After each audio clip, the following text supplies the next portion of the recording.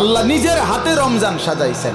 আল্লাহ বলে, বান্দা শোনো আমি রমজানকে কেমনে সাজাইলাম। 1, পুরা মাস রোজা। 2, প্রতিদিন ইফতার। 3, প্রতিদিন সাহারি। 4, প্রতিদিন 20 রাকাত তারাবি। 5, শেষ দশকে এতেকাফ। 6, শেষ দশকের বেজর রাত্রিতে শবে কদর।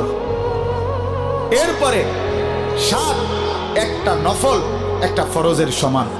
8, একটা ফরজ 70টা ফরজের সমান। 9, প্রথম দশক রহমত। 10, মাঝখানের দশক মাগফিরাত। 11, শেষ দশক জাহান্নাম থেকে মুক্তি।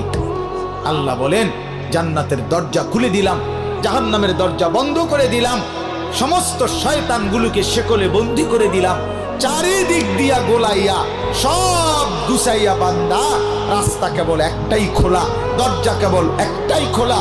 পুরা রমজান রাতে আসো, দিনে আসো, দুপুরে আসো, শুধু আমার গোলামি করবা, গুনাহ ছেড়ে দিবা, আর একটা দরজা দিয়েই সবাই ঢুকবা। শুধুই জান্নাত, শুধুই জান্নাত, শুধুই জান্নাত, শুধুই জান্নাত।